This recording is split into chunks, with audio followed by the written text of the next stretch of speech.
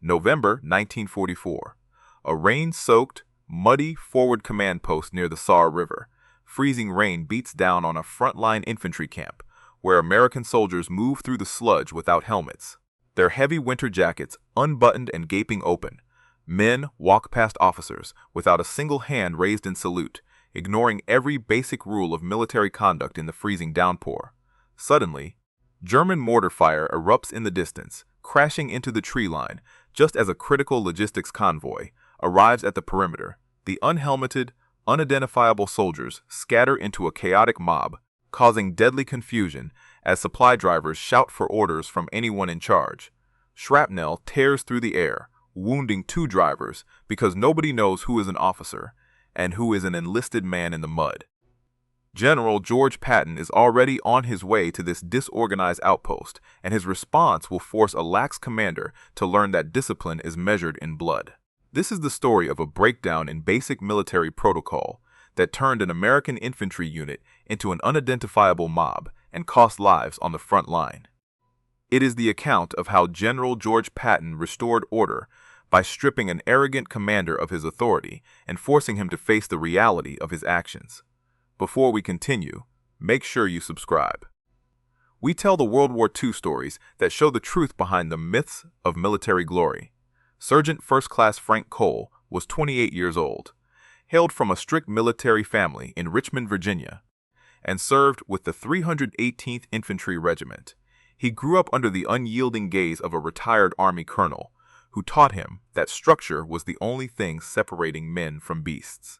Cole had survived the bloody hedgerows of Normandy and watched his closest childhood friend die in an uncoordinated mortar attack outside Brest, a loss that convinced him that sloppy operations were nothing less than state-sanctioned murder.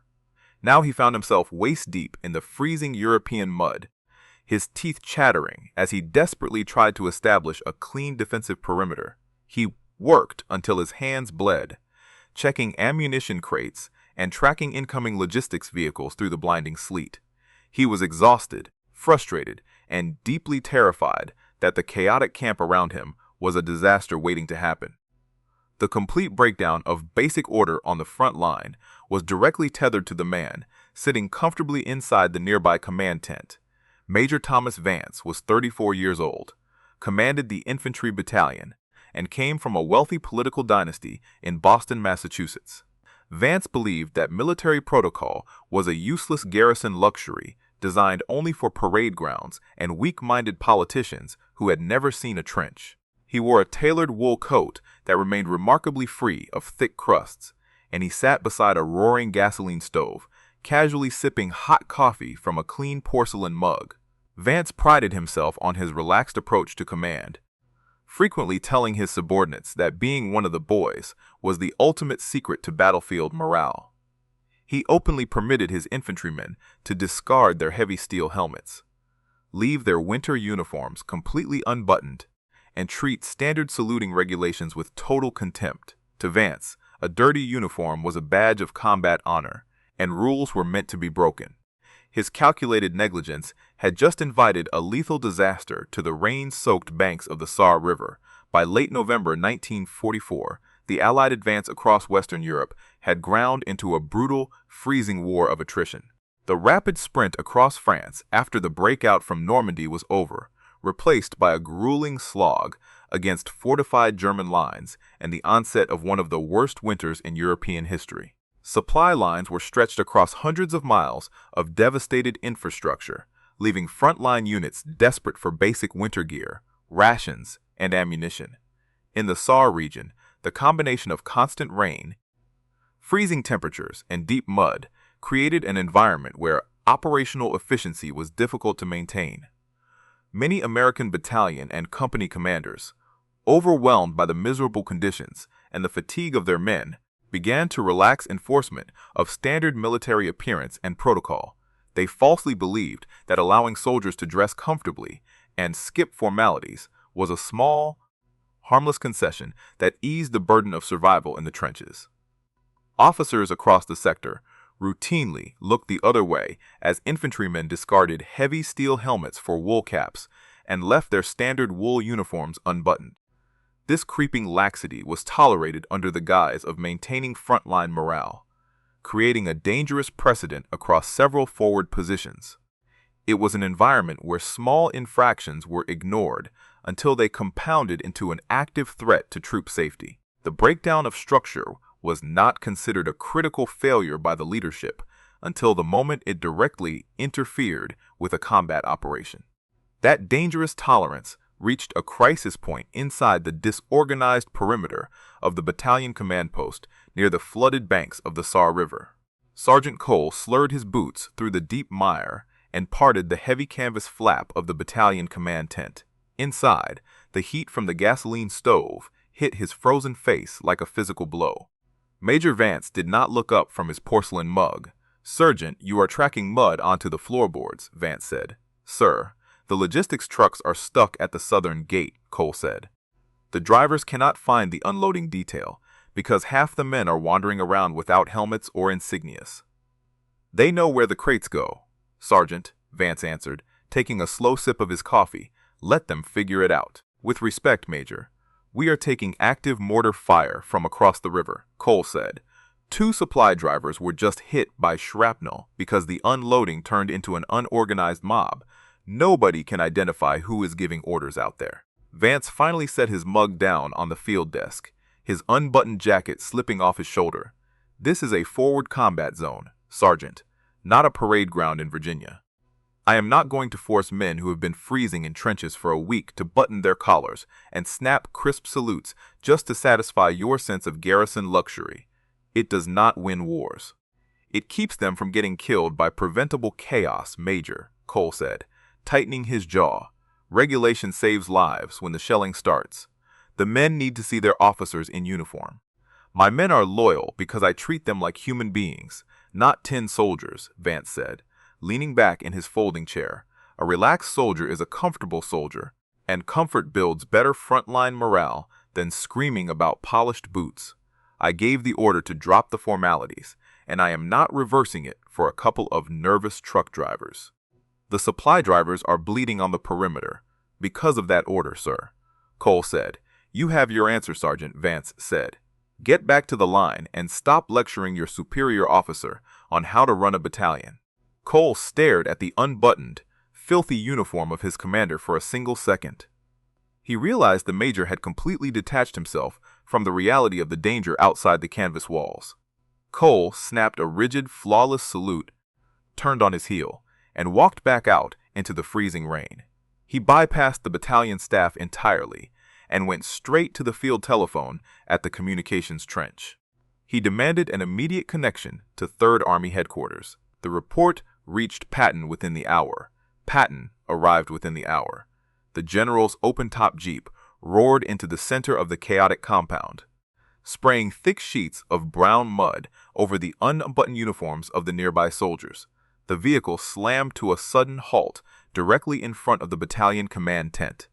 Patton stepped out onto the waterlogged ground, unannounced and completely indifferent to the freezing downpour. The 4 silver stars on his helmet gleamed under the gray winter sky, and the ivory grips of his revolvers rested against his hips. Every man in the immediate vicinity froze, their eyes locked onto the immaculate presentation of the 3rd Army commander. The loose, wandering crowd suddenly went completely silent. Patton did not raise his voice. He walked directly through the wet canvas flap and stood inside the heated tent, his presence instantly draining the warmth from the small room.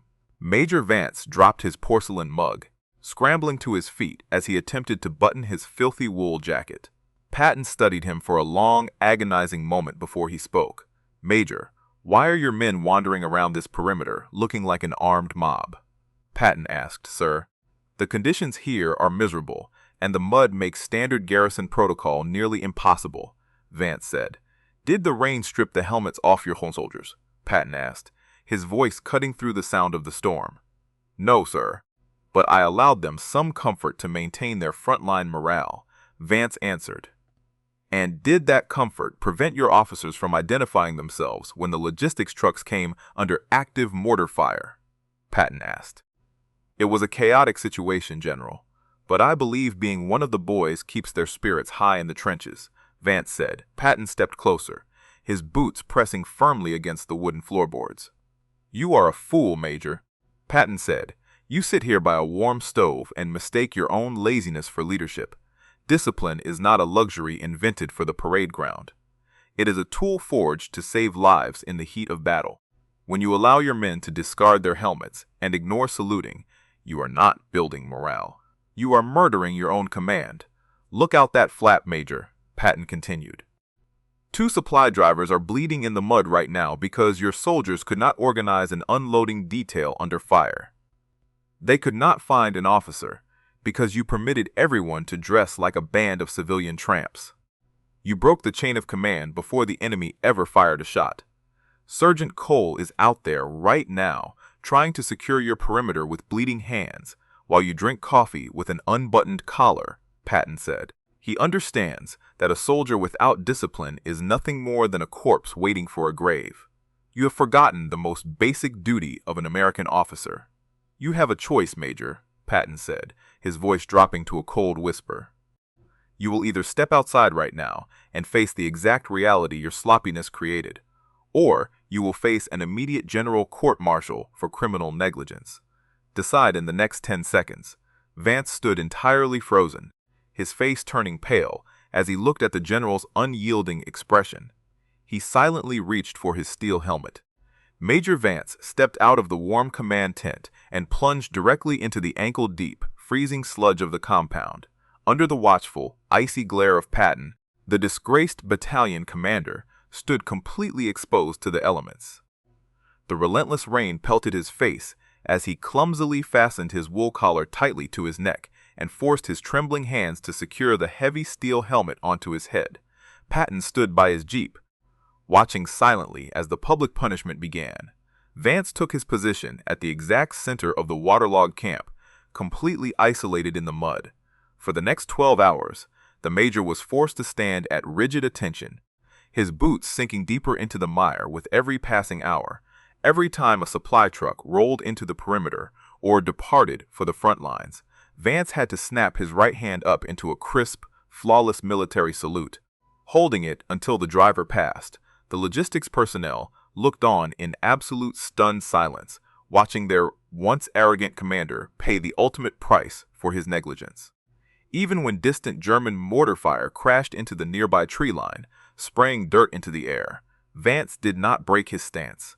He remained trapped in his own lesson, delivering hundreds of perfect salutes to the very working-class drivers he had previously ignored, while the entire battalion watched the total dissolution of his unearned privilege. Sergeant Frank Cole returned to Richmond, Virginia. After the winter of 1944, he worked as a safety inspector for a major commercial shipping company. Applying the same unyielding standards of order and precision to industrial yards that he had maintained in the freezing mud of the European theater. He rarely mentioned the war to his family, but he kept his pristine steel helmet on a shelf in his study for the rest of his life. He died quietly at his home in the spring of 1989. Major Thomas Vance never recovered his lost military career. Following his public humiliation at the Saar River, he was quietly reassigned to a secondary administrative post in Great Britain and was permanently passed over for any future promotions. He returned to Boston in late 1946, where he attempted to enter local politics using his family name. But the rumors of his operational negligence followed him into civilian life. He spent his remaining years managing his family's real estate holdings, remaining deeply bitter about his wartime service until his death in 1974. General George Patton made no official mention of the incident in his personal diary or public briefings. He merely filed the administrative transfer papers without comment, treating the total removal of an incompetent battalion commander as a standard operational necessity. In a private letter to his wife, written 2 days after the confrontation, he noted that an officer who treats military discipline as a luxury is far more dangerous than an entire division of enemy soldiers. Some historians have argued that Patton's severe enforcement of military dress codes and saluting protocols was an excessive obsession with superficial appearances during a time of extreme environmental hardship. They contend that a frontline commander should focus exclusively on tactical maneuvers and logistical flow rather than punishing tired officers for unbuttoned collars in a freezing downpour. Others have argued the opposite, maintaining that strict adherence to basic regulations is the structural foundation that keeps an armed force from dissolving into total operational panic under unexpected enemy fire. What is certain is that the enforcement of these minor discipline measures dramatically reduce preventable casualties across the Third Army sector, proving that standardized structure directly impacts troop survival. If you had been in Patton's position, would you have done the same, or would you have merely given the battalion commander a private reprimand? Let us know in the comments. And if you want more stories about the truth behind the myths of military glory, make sure to subscribe.